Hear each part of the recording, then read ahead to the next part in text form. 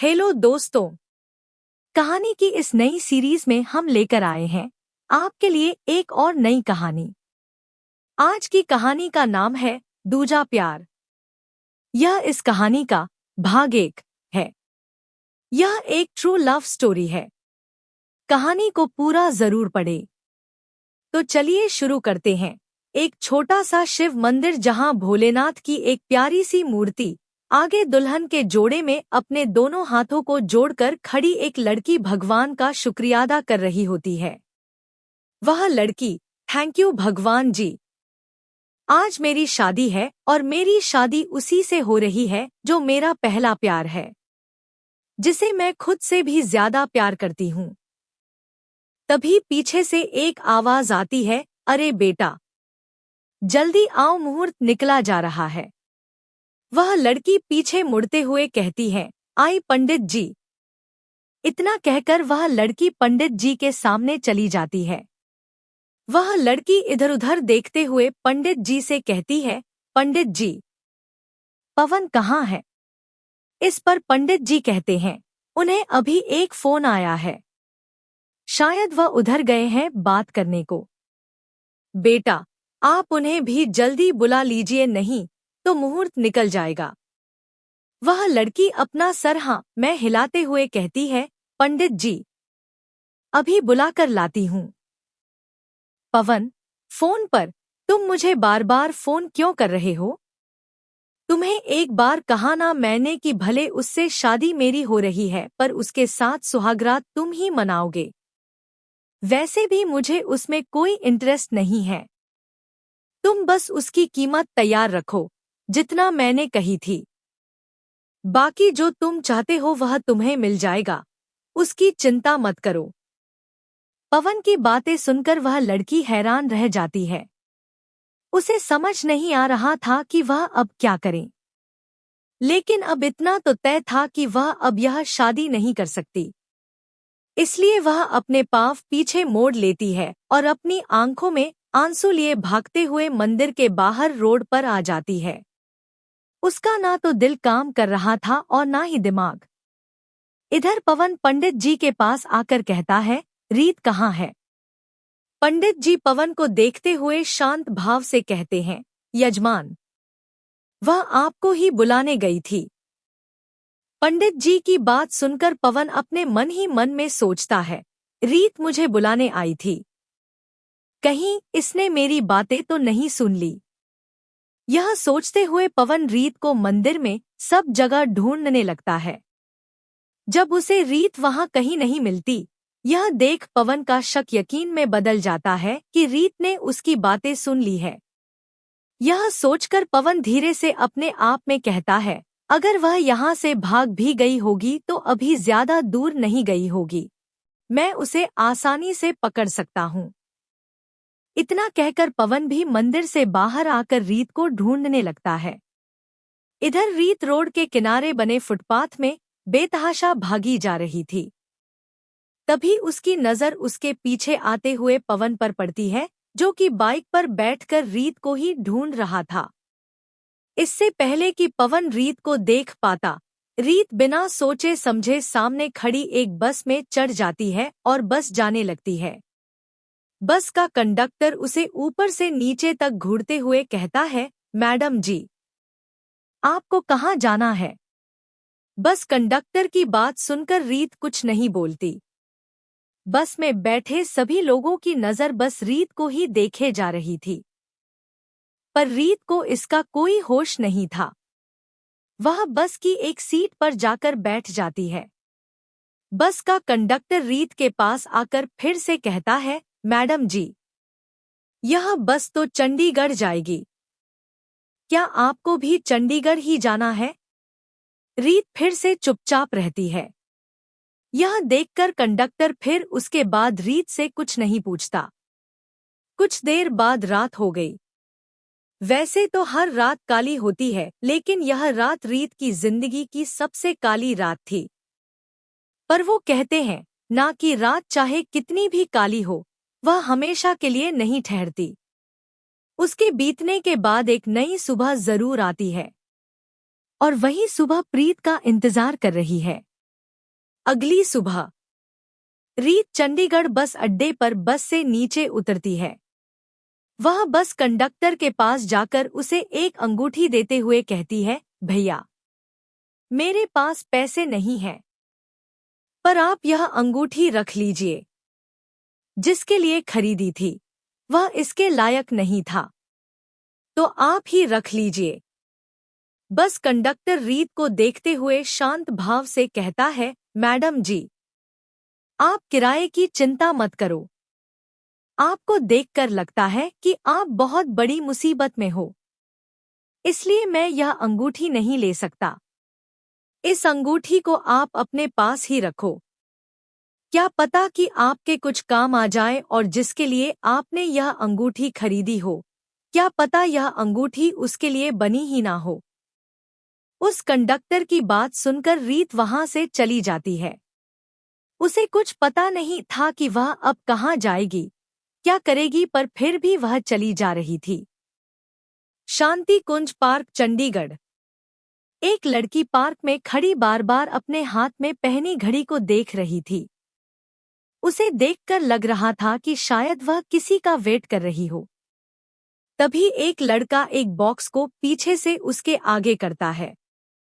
वह लड़की पीछे मुड़ती है। वह लड़का उस लड़की को देखकर मुस्कुराते हुए बड़े प्यार से कहता है, सॉरी सॉरी सॉरी, मैं थोड़ा लेट हो गया, पर देखो मैं तुम्हारे लिए क्या लेकर आया हूँ। तुम्हारा फेवरेट बर्गर, और देखो मैं तुम्हारे लिए यह भी लेकर आया हूँ। इतना कहते ही वह लड़का अपनी जेब से एक रुमाल निकालता है। रुमाल को देखते ही वह लड़की कहती है, यह रुमाल, इसका मैं क्या करूंगी। लड़का प्यार से कहता है, यह मेरे प्यार की निशानी है, देखो इसको। यह कहकर वह लड़का अपने हाथ में पकड़े बॉक्स को सामने बने एक बेंच पर रख देता है और उस रुमाल को पूरा खोलता है, जिसमें एक कोने में लाल रंग के धागे से एक छोटा सा दिल बना होता है और उसके अंदर आर अल्फाबेट लिखा हुआ होता है। यह देखकर वह लड़की गुस्से में चिढ़ते हुए रुमाल को देखते हुए कहती है, तुम्हारी बस यही औकात है। वह लड़के से रुमाल को छीनकर जमीन पर फेंक देती है। यह देखकर वह लड़का हैरानी से कहता है, क्या हुआ, तुम ऐसा क्यों बोल रही हो। इस पर वह लड़की गुस्से से कहती है, अबे साले, मैंने तुम्हें यहाँ यह सब नौटंकी करने नहीं बुलाया है, समझे। मुझे तुमसे ब्रेकअप करना है। मैं तुम्हारे साथ अब रिलेशन में और नहीं रह सकती। उस लड़की की बात सुनकर अभिसार हैरान रह जाता है। वह हकलाते हुए कहता है, अरे अरे रागिनी, तुम्हें पता है ना कि मुझे ऐसे मजाक बिल्कुल भी पसंद नहीं है। इससे पहले कि अभिसार अपनी बात पूरी करता रागिनी बीच में ही बोल पड़ी, मैं मजाक नहीं कर रही हूँ, समझे। रागिनी की बातें सुनकर अभिसार की आंखें नम हो जाती हैं। वह एक लंबी सांस लेकर रागिनी के हाथ को पकड़ते हुए कहता है, पर तुम तो मुझे प्यार करती थी ना। अगर मुझसे कोई गलती हुई हो तो मुझे बताओ, पर प्लीज ब्रेकअप मत करो। अभिसार की बात सुनकर रागिनी चिढ़ते हुए कहती है, तुम्हारी सबसे बड़ी गलती यह है कि तुम्हारे पास कुछ नहीं है और तुम जैसे फीचर के साथ रहकर मैं अपनी जिंदगी बर्बाद नहीं करना चाहती। इससे पहले कि अभिसार कुछ कहता, तभी पार्क के गेट पर एक लंबी सी चमचमाती हुई कार आ खड़ी होती है, जिसे देखकर रागिनी के चेहरे पर एक मुस्कान आ जाती है। वह एक नज़र अभिसार को देखती है और फिर उसके हाथ से अपने हाथ को छुड़वाकर उस कार की तरफ चली जाती है। कार के पास पहुंचते ही उस कार से एक लड़का बाहर निकलता है, जो ऊपर से नीचे तक ब्रांडेड चीजें पहने हुए था। उसे देख रागिनी उसके गले लगती है और फिर वह दोनों कार में बैठकर वहां से चले जाते हैं। यह देखकर अभिसार अंदर ही अंदर टूट जाता है। वह मन ही मन में बस यही सोच रहा था कि रागिनी ने उसे सिर्फ इसलिए छोड़ा क्योंकि वह गरीब है। तभी अभिसार की नज़र उसके लाए हुए रुमाल पर पड़ती है, जो रागिनी ने नीचे फेंक दिया था। रुमाल को देखते ही वह घुटनों के बल जमीन पर बैठकर उस रुमाल को अपने हाथों में लेता है और रोने लगता है। कुछ देर बाद वह उठकर सामने बने बेंच पर बैठ जाता है। उसकी आंखों से आंसू लगातार बहे जा रहे थे। रीत रोड पर चलते चलते बहुत थक चुकी थी, लेकिन इस समय उसे इस सब का कहाँ होश था। वह तो बस अपने मन ही मन यह सोच रही थी कि आखिर वह इतने घटिया इंसान से कैसे प्यार कर बैठी। क्यों उसने उस घटिया इंसान पर आंख बंद करके भरोसा किया? क्यों वह इसके इरादे पहले नहीं समझ पाई? यह सब सोचकर रोड पर चल ही रही थी कि उसे सामने एक बोर्ड दिखाई देता है जिसमें लिखा था शांति कुंज पार्क। उसे पढ़ते ही रीत के कदम उस पार्क की ओर चल पड़ते हैं। रीत पार्क में अंदर जाकर उसी बेंच के एक कोने में बैठ जाती है जिसके दूसरे कोने में अभिसार बैठा हुआ है। रीत अपने सिर को नीचे कर अपने चेहरे को अपने हाथों से ढक कर रोने लगती है। अभिसार, जो कि अभी तक अपने ही दुख से दुखी था, जब वह देखता है कि उसके पास एक लड़की है जो कि दुल्हन के जोड़े में बैठी है, वह रो रही है, तो अभिसार अपने मन में सोचता है कि शायद यह लड़की मुझसे भी ज्यादा बड़ी प्रॉब्लम में है।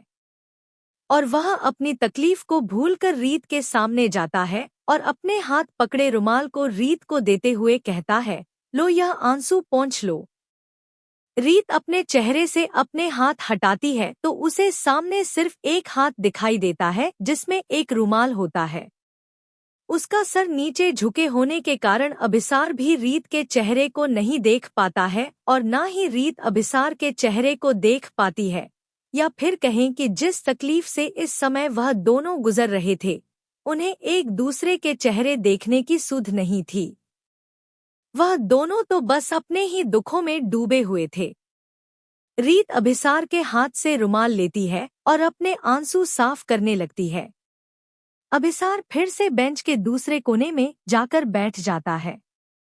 रीत ने कल से कुछ खाया पिया नहीं था, जिसके कारण उसके पेट में गड़गड़ की आवाज आती है। यह आवाज सुनकर अभिसार सामने रखे बर्गर के बॉक्स को रीत की ओर करते हुए कहता है, यह लो, इसमें बर्गर है, तुम्हें भूख लग रही होगी। अभिसार की बात सुनकर रीत का मन तो कर रहा था वह बर्गर खा ले, लेकिन उसे थोड़ा अजीब लग रहा था, इसलिए वह बर्गर का बॉक्स नहीं उठाती। तभी रीत को अचानक छींक आ जाती है। यह देखकर अभिसार कहता है, रुकिए, मैं आपके लिए पानी लेकर आता हूँ। इतना कहकर अभिसार पानी लेने के लिए चला जाता है। जैसे ही अभिसार पानी लेकर वापस उसी बेंच के सामने आता है तो वह देखता है कि वह लड़की जो दुल्हन के जोड़े में वहां बैठी हुई थी, वहां से जा चुकी होती है। यह देखकर अभिसार अपने आप में ही कहता है, शायद चली गई। तभी अभिसार की नजर उस जगह जाती है जहां पर रीत बैठी हुई थी। वह देखता है कि वहां एक कागज के टुकड़े के ऊपर एक अंगूठी रखी हुई है और उस कागज में कुछ लिखा हुआ है। यह देखकर अभिसार कागज को उठाकर पढ़ने लगता है। कागज में लिखा है, थैंक यू। मुझे सच में ही बहुत तेज भूख लगी थी। अभी मेरे पास पैसे नहीं हैं, इसलिए आप यह अंगूठी रख लीजिए। अभिसार उस अंगूठी को पकड़कर देखता है, उस अंगूठी के ऊपर ए अल्फाबेट लिखा हुआ होता है। अभिसार पार्क में चारों ओर देखता है पर उसे रीत कहीं नहीं मिलती। फिर वह पार्क से बाहर आकर भी रीत को ढूंढने लगता है, लेकिन फिर भी उसे रीत कहीं दिखाई नहीं देती। अभिसार अपने आप से कहता है, कहाँ चली गई यह लड़की? जब अभिसार को रीत वहां कहीं नहीं मिलती तो वह उस कागज को और उस अंगूठी को अपनी जेब में रख लेता है। इस कहानी का यह अध्याय यहीं समाप्त होता है। अगर आप जानना चाहते हैं इस कहानी में आगे क्या हुआ तो इस कहानी का अगला भाग जरूर पढ़ें।